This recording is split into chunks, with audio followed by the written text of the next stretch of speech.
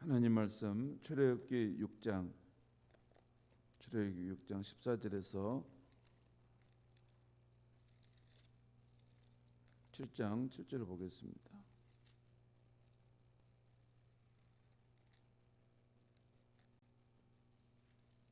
출애굽기 6장 14절에서 7장 7절까지 우리 한 절씩 교독하시겠습니다.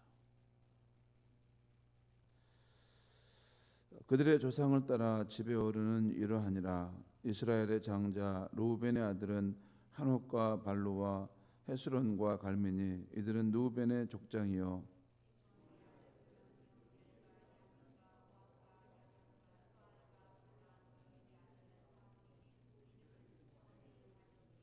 레위의 아들들의 이름은 그들의 족보대로 이러하니 게르손과 고핫과 무라리요 레위의 나이는 137세였으며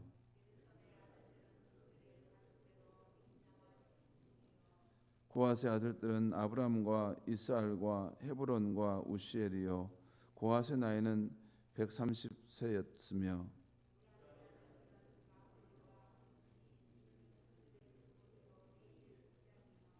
아브람은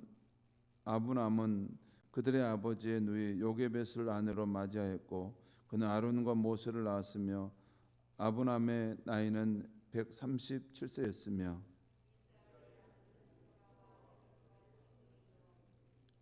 우시엘의 아들들은 미사엘과 엘사반과 스드리요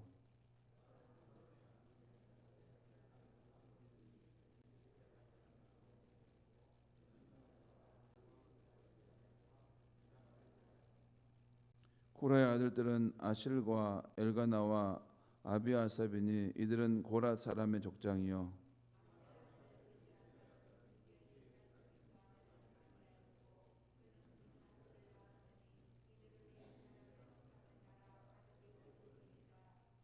이스라엘 자손을 그들의 군대대로 애굽 땅에서 인도하라 하신 여호와의 명령을 받은 자는 이 아론과 모세요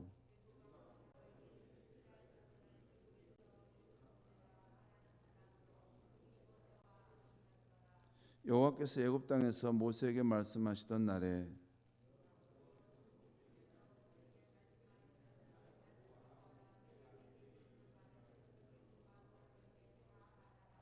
모세가 여호와 앞에서 아뢰되 나는 입이 둔한 자이오니 바로가 어찌 나의 말을 들으리이까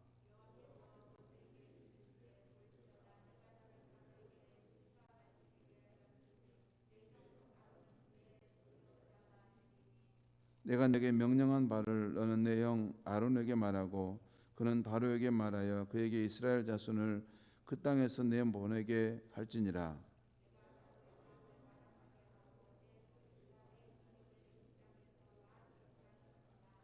바로가 너희의 말을 듣지 아니할 터인즉 내가 내 손을 애굽에 뻗쳐 여러 큰 심판을 내리고 내 군대 내 백성 이스라엘 자손을 그 땅에서 인도하여 낼지라.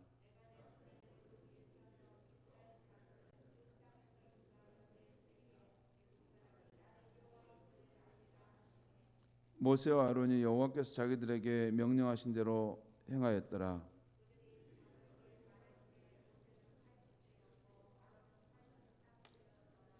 아멘. 오늘 말씀의 제목은 하나님의 나라의 역사 속에서 하나님 나라의 역사 속에서라는 제목입니다. 오늘 말씀 보면 7절에 그들이 바로에게 오늘 출애굽기 7장 7절이죠. 그들이 바로에게 말할 때 모세는 80세였고 아론은 83세였더라. 이런 말씀을 하고 있는데 지금 모세와 아론이 하나님 나라의 역사 속에서 쓰임 받을 때가 구체적으로 그들이 80세였고 또 83세였다는 것입니다. 오늘 아침 말씀에는 앞에서 진행되어 오던 모세와 애굽의 바로 왕과의 대치, 또 그로 인해서 이스라엘 백성들에게 가중되었던 노동, 그리고 모세의 낙담과 하나님께 나아가 하소연하는 그런 긴장 관계의 이야기, 그게 우리 앞에서 일어났던 이야기인데 이것이 갑자기 중단되고 대신에 이스라엘 자손의 족보 이야기가 등장하고 있다는 것입니다. 이 족보 이야기가 오늘 출애굽기 6장 우리가 보았던 14절에서 27절까지의 이야기입니다. 그리고 그 다음에 하나님께서 모세에게 다시 너는 바로 왕에게 가서 말하라. 이번에는 하나님께서 그 애굽 땅에 여러 표징과 이적을 행하실 것이고 또 애굽을 크게 심판하심으로 이스라엘 백성을 애굽에서 이끌어내실 것이라는 것입니다. 그래서 모세와 아론이 여호와께서 자신들에게 명령하신 대로 행한다는 것입니다. 이 이야기는 그 다음에 나오는 6장 28절부터 7장 7절까지 해서 나오는 내용이죠.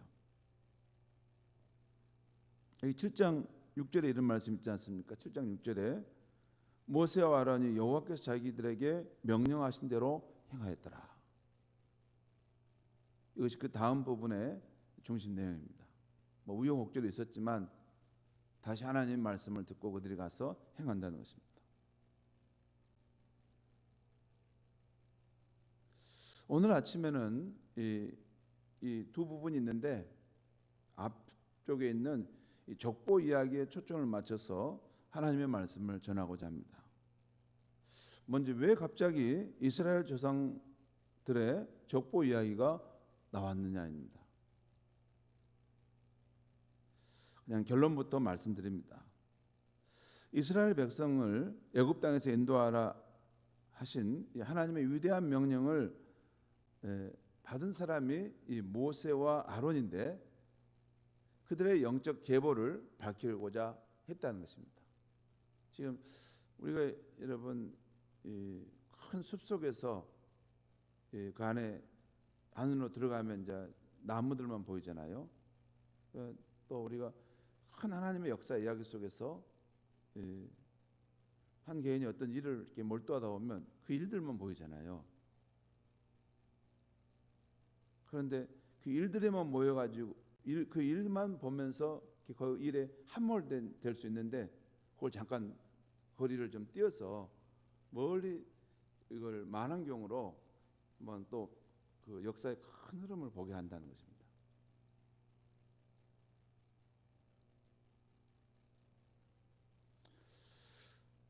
그래서 오늘 족보 이야기의 끝에 보면 이런 말이 나오죠. 끝에 이런 말씀 있지 않습니까?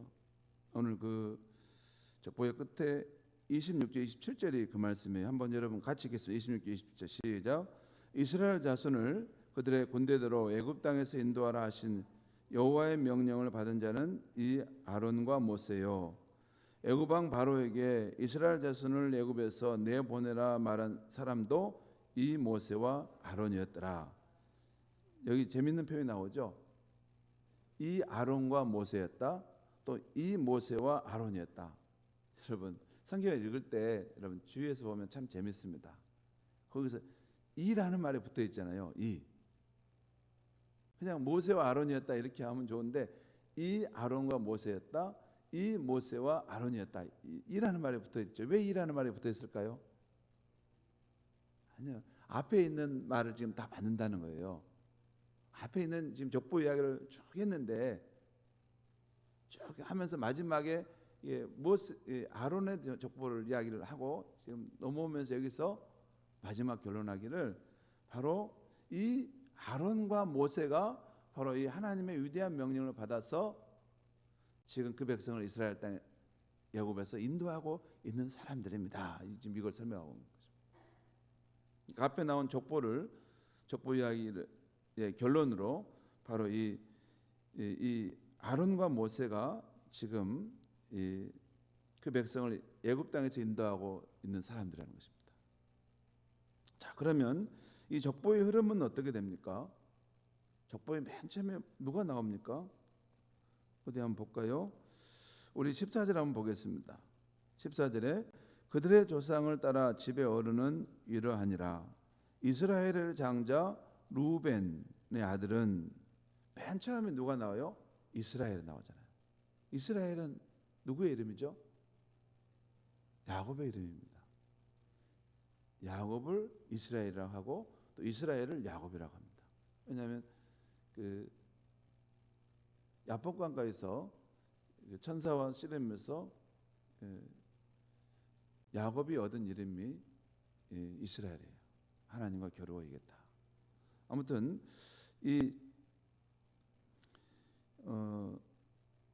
여기 보면 이 족보에서 맨 먼저 나온 사람이 이 이스라엘인데 이제 그건 야곱이죠. 아무튼 이 야곱의 12아들에 대한 이야기를 하는데 그 중에 다 이야기하지 않고 장자로부터 세 번째까지, 그러니까 야곱이 그의 첫째 부인 레아로부터 낳은 루벤, 시므온 그리고 레위, 이 세 사람의 자손에 대한 족보를 지금 말씀하고 있어요. 물론 더 많이 말할 수 있지만 지금 이 출애굽기 저자가 말하려고 하는 것은 결국에는 이 레위가 이 아론이라는 사람, 모세가 누구의 사람인가라는 것 지금 밝히고자 하는 것이기 때문에 이 세 분만 지금 말하고 있는 것이죠. 자, 그러면 계속 또 보겠습니다. 그런데 지금 이 야곱의 자손 중에 루벤, 시므온, 레위 세 사람을 이야기했는데 그 중에서도 다시 또 레위에 집중하고 있어요. 세 번째, 레위의 아들들인 게르손, 고앗, 무라리 그 후손에 대한 이야기를 하고 있습니다. 그것은 어떻게 보냐면 16절에도 나오죠. 레위의 아들들의 이름은 그들의 족보대로 이런데 게르손, 고앗, 무라리 다. 그리고 여기서도 또 주목할 가문은 또 좁혀지는데 둘째, 고앗 자손에게 모아지는 거예요. 지금 보면 레위의 자손이 게르손, 고앗, 무라리인데 그 가운데 다시 고앗의 아들들로 또 좁혀집니다. 그것은 18절에 나와요. 고앗의 아들들은 아므람과 이스알과 헤브론과 우시엘이요.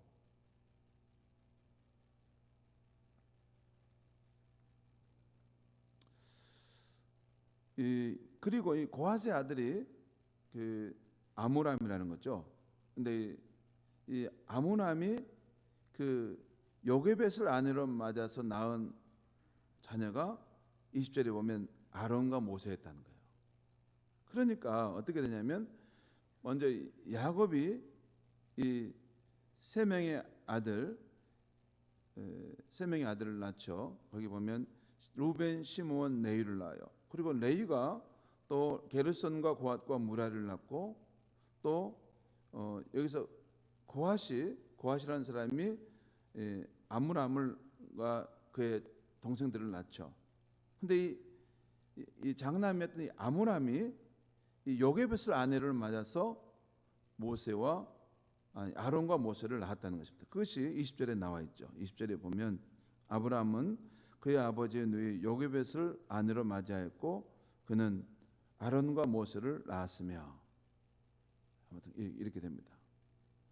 그 다음에 또 넘어가겠습니다. 23절에 보면 이제 아론이 또 누구를 낳았는가 하는 것이 나오죠. 23절에 보면 아론은 아비나답의 딸 라손의 누이 엘리세바를 아내로 맞이하였고 그는 나답과 아비후와 엘리아살과 이다말을 낳았으며,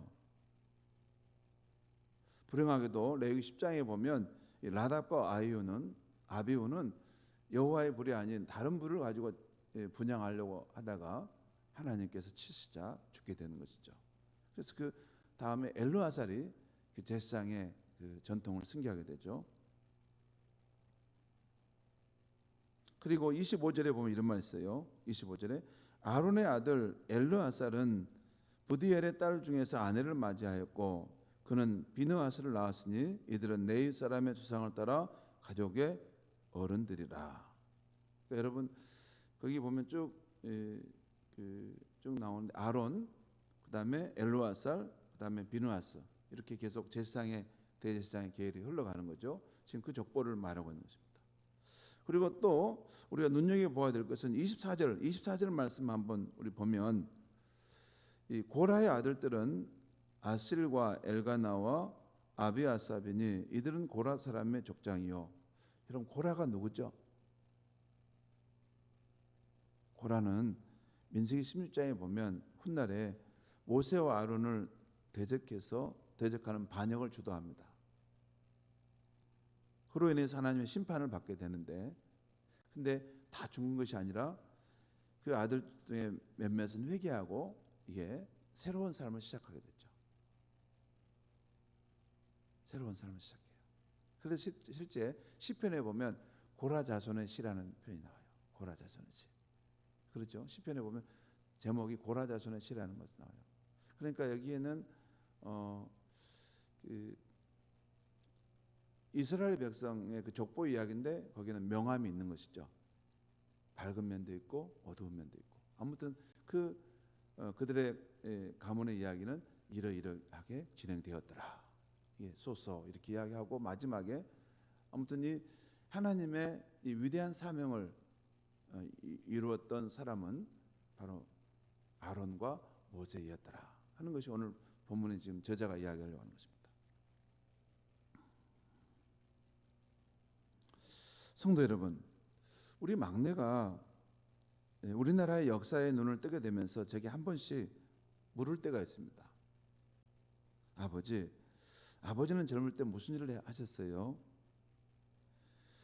제가 광주 민주화 항쟁 이야기를 제가 한 번씩 할 때가 있습니다. 왜냐하면 그때 제가 중3학년이었기 때문에 뭐 고등학생이었다면 좀 더 다르지만 중3이었어요. 그래도 뭐 그 도청에도 가고 그런 상황들을 제가 눈여겨봤습니다. 그래서 그런 이야기를 제가 현실감 있게 이야기해주면 아버지는 그때 무슨 일을 하셨어요? 라고 물어봐요.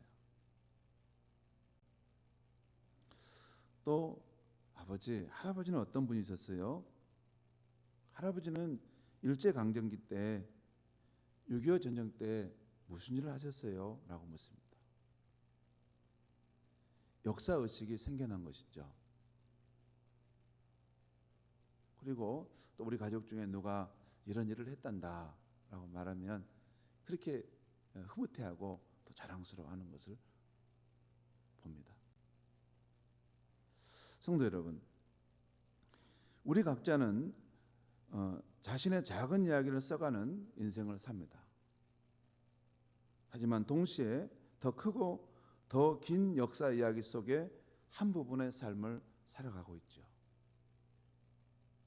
오늘 모세와 아론이 자기 시대에 하나님의 위대한 사명을 받아 고통 중에 있는 이스라엘 백성을 구원하는 일을 하게 되었지만 이 일은 자기들에게만 해당되는 이야기가 아닙니다. 더 크고 더 긴 하나님의 역사 이야기 속에서 준비되었고 또 자신들이 부름을 받아 그 일을 하고 있는 것입니다. 더 큰 이야기 속에서. 그런데 우리는 때때로 우리의 시야가 좁아서 더 크고 더 긴 하나님의 나라 복음의 이야기를 놓칠 때가 있습니다. 신약 성경의 문을 여는 이 마가복음을 보면 이 하나님 나라의 역사 이야기가 아브라함과 다윗에게서부터 준비되었고 그 후손인 예수 그리스도를 통해서 꼽히게 되었음을 말씀합니다. 마태복음 1장 1절은 이렇게 시작합니다. 아브라함과 다윗의 자손 예수 그리스도의 계보라. 옛날 우리 개역 한글 이전의 성경 번역은 이렇게 했어요. 아브라함과 다윗의 자손 예수 그리스도의 세계라. 아브라함 그리고 다윗으로부터 시작됐는데 이제 예수 그리스도께서 꽃피우는 그런 새로운 세상이 있고 그 세계 속에 살아가는 그런 사람들이 있다는 것입니다. 그 사람들이 무엇을 꿈꾸며 이 땅에서 어떤 삶을 살았는가 하는 이야기의 기록이 신약성경 아닙니까? 그리고 그 역사의 과정 속에 있는 이야기, 역사의 종말의 이야기가 요한계시록까지 나와 있지 않습니까? 예수 그리스도의 세계라. 예수 그리스도께서 창조하신 새로운 세상에서 살아가는 사람들의 이야기가 있다는 것입니다. 그리고 마태복음 28장 19절에 보면 부활하신 예수님께서 승천하시기 전에 그를 믿는 제자들에게 이 하나님 나라의 복음을 모든 민족에게 전파하라. 그리고 내가 너에게 분부한 모든 것을 가르쳐 지키게 하라. 이야기를 하고 떠나십니다. 그렇게 해서 전파된 하나님 나라의 큰 복음 이야기 속에 저와 여러분이 편입되어 살아가고 있는 것입니다. 여러분, 우리가 무슨 그냥 땅에서 솟아나가지고 우리 혼자 믿는 게 아닙니다. 이게 예수 그리스도에서 부활하신 이후에 승천하시자 제자들에게 해주셨던 이 말씀이 실행이 되어가지고 이것이 전파되고 해서 브라파를 가고 미국을 가고 이것이 우리 구한말 우리 한국 땅에 이 하나님 나라 복음이 전파돼서 우리 선조들을 통해 이것이 우리 땅에 뿌려지고 또 우리 부모님들이 믿게 돼서 우리가 여기에 지금 편입돼 들어와 있는 것입니다. 하나님의 거대한 역사 이야기 속에 들어와 있다는 것이죠. 그리고 우리를 통해 이 하나님 나라의 복음 이야기가 우리의 자녀들에게 또 우리의 친척과 이웃들에게 또한 계속해서 전파되고 있고 또한 전파되도록 요청받는 자리에 우리가 서 있는 것입니다. 성도 여러분, 그러면 우리가 더 크고 더 장엄하게 펼쳐질 이야기, 우리 각자의 이야기를 더 의미 있게 해주는 하나님 나라의 역사 이야기를 생각할 때 우리는 어떻게 살아가는 것이 맞습니까? 두 가지 정도만 제가 짧게 말씀드립니다. 하나는 하나님은 지금도 이 세상 역사 속에서 우리의 죄로 인해 깨어지고 어그러진 세대 속에서 깨어지고 어그러진 이 표현이 복음서 이게 성경에 나옵니다. 어그러졌다는 것은 그 기준으로부터 이탈했다는 것이에요. 죄로 인해서 이런 깨어지고 어그러진 세대 속에서 하나님 나라의 회복의 일을 하나님은 주도해 가고 계시다는 것이에요. 지금도 주도해 가고 계세요. 이 하나님께서 이 하나님 나라 회복의 일을 주도해 가신다는 걸 우리가 먼저 알아야 된다는 것입니다. 성경을 읽을 때 그것을 봐야 되는 거예요. 그리고 또 하나는 하나님은 역사의 무대 가운데로 우리를 부르셔서 하나님의 회복의 일을 맡기셨다는 것입니다. 그 회복의 일은 가장 먼저 내 삶 속에서 예수 그리스도를 통해서 하나님과 화해하고 예수님이 주님이 되셔서 하나님이 통치하시는 그 삶이 이루어지는 것입니다. 그리고 그것이 내 가정 속에서 이루어지고 내가 일하는 그 직장 속에서 하나님과 화평을 통해서 하나님이 다스리시는 그 나라가 이루어지게 하는 것입니다. 그리고 우리는 그 하나님 나라의 역사의 이야기 속에 등단해서 우리에게 주어진 시간 속에서 하나님 맡겨주신 배역을 잘 감당하다가 퇴장하는 것입니다. 퇴장하는 거죠. 우리가 무대의 중심에 설 때가 있고 또 무대에 퇴장할 때가 있는 것입니다. 그것이 우리 크리스천의 인생 이야기입니다. 그런데 그 안에서 여러분 하나님 나라 이야기를 써갈 때 가장 중요한 것은 오늘 제가 처음에 세상 모두 사랑 없어 이 찬양을 불렀지 않습니까? 하나님 나라 이 십자가 복음의 이야기 핵심은 사랑입니다. 여러분 이 세상에 사랑이 필요하지 않는 곳이 어디 있습니까? 우리도 절대적으로 사랑이 필요한 사람들 아닙니까? 그와 같이 이 세상에는 많은 영혼들이 사랑을 필요로 합니다. 아이들도 소리를 지르며 내게 사랑을 좀 다 주세요 하는 외침을 합니다. 저는 그 소리가 들립니다. 애들이 그렇구나. 참 애들이 내게 사랑을 좀 주세요. 우리가 살아가는 이 각박한 세상 속에서 사랑의 목마름 속에 힘들어하는 것을 봅니다.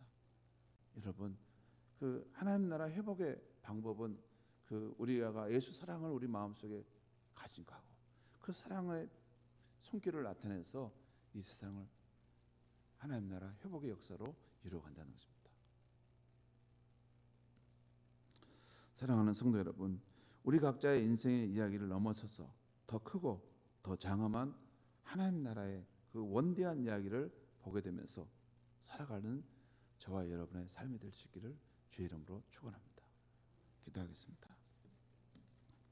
하나님 아버지, 오늘 하나님 말씀을 통해서 우리 개인의 이야기를 넘어서 더 크고 더 장엄한 하나님 나라의 복음 이야기가 있음을 일깨워 주시니 감사합니다. 하나님, 이것은 우리 부모와 손자 때뿐만 아니라 저 옛날 예수 그리스도가 태어나기 전부터 하나님께서 이 죄로 물들고 깨어져 버린 이 세상을 회복하시기 위해서 원대한 꿈과 뜻을 가지고 시작한 하나님 나라 이야기입니다. 하나님, 이 하나님의 크신 사랑 안에서 우리가 그 복음의 말씀을 듣고 편입되게 되었는데, 하나님, 이 하나님 나라의 이 복음의 이야기가, 이 사랑의 이야기가 우리 안에서 멈추지 않게 하시고 우리 안에서 주님 마르지 않는 샘물처럼 더욱더 용솟음치게 하여 주셔서 그 사랑의 삶으로 우리가 세상을 하나님의 통치하시는 세상으로 회복해가는 일에 동참하는 우리가 되게 하여 주시옵소서. 예수님의 이름으로 기도하옵나이다. 아멘.